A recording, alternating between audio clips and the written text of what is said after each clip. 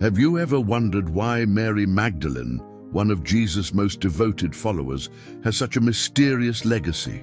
In the Western world, we've heard many versions of her story.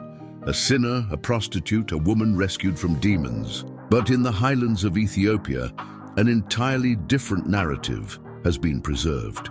One that paints Mary Magdalene not just as a redeemed woman, but as a spiritual teacher, a symbol of divine wisdom, and a cornerstone of early Christianity. This is the story of the mysterious life of Mary Magdalene, hidden in the Ethiopian Bible. So sit back and open your heart to a story you've likely never heard before. But before we get started, let's first address this simple question: who was Mary Magdalene? And why is she so misunderstood? In the traditional Gospels, Matthew, Mark, Luke, and John, Mary Magdalene is introduced as a woman from Magdala, a town near the Sea of Galilee. She is described as someone from whom Jesus cast out 7 demons, but from that moment on, she never left his side. She was there when Jesus was crucified. She was there when his body was placed in the tomb. And most importantly, she was the first person Jesus appeared to after his resurrection. Let that sink in. Not Peter, not John, but Mary. She was the first witness to the risen Christ and the first messenger of the resurrection. So how did this powerful, faithful woman become wrongly labeled as a prostitute in Western Christianity for centuries? The confusion seems to have started in the 6th century when Pope Gregory I preached a sermon that mistakenly combined 3 different women into one: Mary of Bethany, the unnamed sinner who anointed Jesus' feet, and Mary Magdalene. This error stuck, and for almost 400 years, Mary Magdalene's true identity was buried under layers of misunderstanding. But not in Ethiopia. To understand how Mary Magdalene is viewed in Ethiopia, we must first explore the Ethiopian Bible, a sacred collection that holds many texts lost or rejected by Western Christianity. The Ethiopian Orthodox Tewahedo Church maintains the oldest, most complete biblical canon in the world. While most Western Bibles include 66 books, the Ethiopian Bible contains 81. These extra books aren't random additions. They include ancient writings deeply rooted in early Jewish and Christian thought. Books like 1st Enoch, Jubilees, and the 3 Maccabean texts, not to be confused with the Western Maccabees. These scriptures preserve prophetic visions, angelic messages, and spiritual teachings that have long disappeared from other traditions. In this rich context, Mary Magdalene is not a side character. She is honored as a spiritual mother, a faithful disciple, and a saint who stood closest to Jesus in his final moments. Ethiopian Christians don't highlight her past or debate her sins. Instead, they celebrate her faith, courage, and unwavering presence in Jesus' ministry.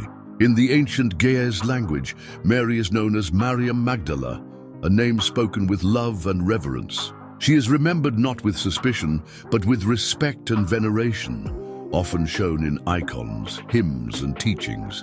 Through the Ethiopian Bible, Mary Magdalene's life and legacy are not rewritten. They are recovered from the shadows of history and restored to their rightful glory. Now let's look at what makes her story so unique. What makes the story of Mary Magdalene even more fascinating is how her voice continues to echo through hidden texts and ancient manuscripts, some of which align closely with Ethiopian spiritual teachings, even if they aren't officially part of its canon. One such text is the Gospel of Mary, discovered in Egypt in the late 1800s and believed to date back to the 2nd century. Though lost to Western tradition for centuries, this Gospel paints a very different picture of Mary Magdalene, not as a sinner, but as a spiritual leader and the confidant of Christ. In the Gospel of Mary, Jesus shares deep spiritual teachings with her in private.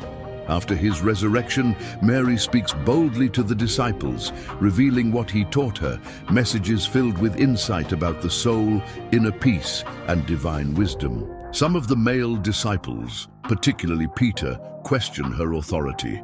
But Mary answers calmly and confidently, standing as a figure of clarity and spiritual depth. While the Gospel of Mary isn't officially part of the Ethiopian Bible, its spirit resonates with Ethiopian tradition, where saints are often remembered for their divine insight more than their public titles. The Ethiopian Church has a long history of honoring figures who receive visions, spiritual revelations, and angelic visitations, and Mary Magdalene fits this pattern beautifully.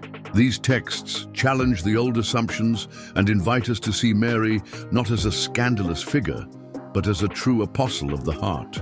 High in the mountains of Ethiopia, where churches are carved into stone and monks chant ancient prayers, Mary Magdalene is remembered with affection and reverence. Beyond what's written in Scripture, the Ethiopian Church keeps her story alive through oral tradition, liturgical hymns, and spiritual storytelling. Some Ethiopian legends even suggest that Mary Magdalene may have had African or Semitic heritage, connecting her more closely to the people and spiritual climate of Northeast Africa.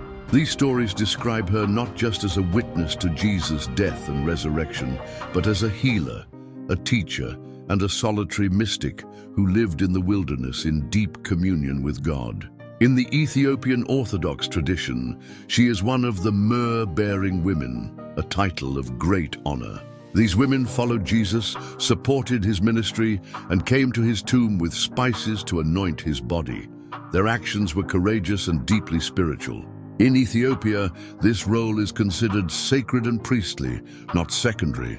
Monks and nuns sing hymns that praise her for healing the sick, casting out demons, and speaking with the wisdom of the prophets. They don't dwell on any mention of a sinful past. Instead, they elevate her present holiness, her transformation, her strength, her closeness to the divine. To Ethiopian Christians, Mary Magdalene is a living symbol of devotion, someone who shows us that a life fully given to God becomes a light for generations to follow.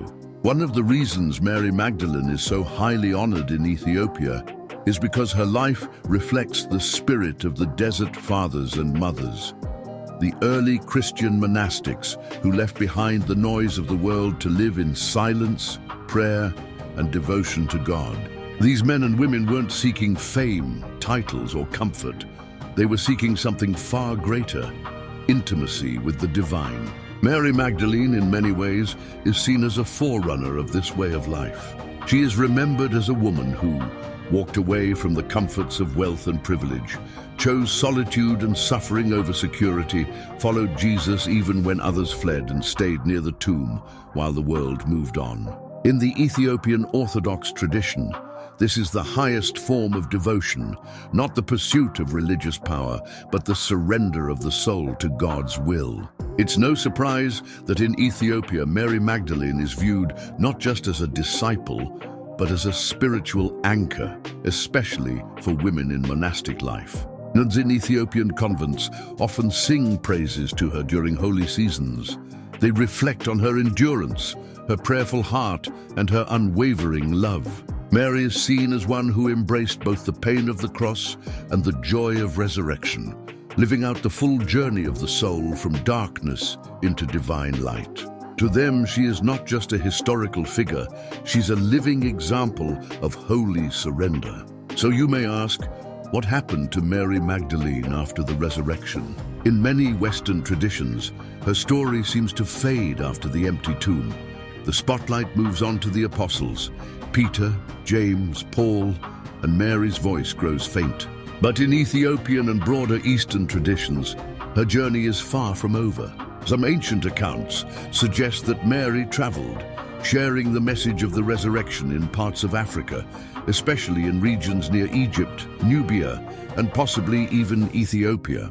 These were lands already touched by early Jewish and Christian communities, where her message of spiritual transformation would have found receptive hearts. Other traditions say that she retreated into a life of quiet holiness, perhaps in the desert or a community of believers. There she may have mentored women, shared her experiences, and even written down what she had seen and heard. Some believe there once existed sacred writings attributed to her, now lost, hidden, or destroyed over time. But in Ethiopia, Mary Magdalene's voice is not lost.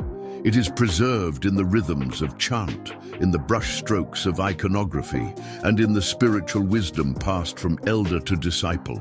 Her voice speaks not through history books, but through sacred memory, a memory carried lovingly by monks, nuns, and the faithful. Mary was never just a passive witness. She was an active messenger, a teacher, and a spiritual elder. And in Ethiopian tradition, she continues to speak, not with authority from man, but with authority from heaven. So why does Mary Magdalene's story, especially as preserved in Ethiopia, matter today? Because it corrects a deep injustice. For too long, religious history has either misrepresented or ignored the powerful voices of women like Mary Magdalene. In the West, she was wrongly labeled a prostitute. Her spiritual authority was questioned, her teachings were buried, her witness was minimized. But in the highlands of Ethiopia, her story remained intact, not as a fallen woman, but as a faithful one. A woman who stayed when others fled. A woman who heard what others couldn't understand. A woman who saw the risen Christ and proclaimed, "I have seen the Lord." That message is still powerful today. In a world where status, appearance, and authority often determine one's value, Mary Magdalene reminds us that God chooses the humble. That spiritual wisdom doesn't come through titles, but through intimacy with God. That women have always been part of God's divine plan, not as helpers on the sidelines, but as leaders, visionaries, and vessels of truth. By reclaiming her story, especially through the lens of Ethiopian Christianity, we also reclaim a piece of ourselves, our sacred memory, our spiritual balance, and our forgotten heroes. Mary Magdalene's life challenges us to listen again, not just with our ears, but with our hearts. Because maybe, just maybe, the truth we've overlooked is the one we need the most. So now we return to our opening question. Who was Mary Magdalene? In the dusty manuscripts of the Ethiopian Bible, in the chants of hidden mountain monasteries, in the memory of a church untouched by Western edits, she is not a sinner to be pitied. She is not a scandal to be forgiven. She is a saint to be honored, a disciple to be heard, and a spiritual mother whose voice still calls to us across centuries, across continents, across culture. Maybe her story was hidden, but now it's time we remember. If you found this story meaningful, share it. Subscribe for more echoes of history, faith, and forgotten truth. Until next time, keep seeking, keep learning, and never be afraid to uncover what was hidden. Thank you for watching, and I will see you in the next video.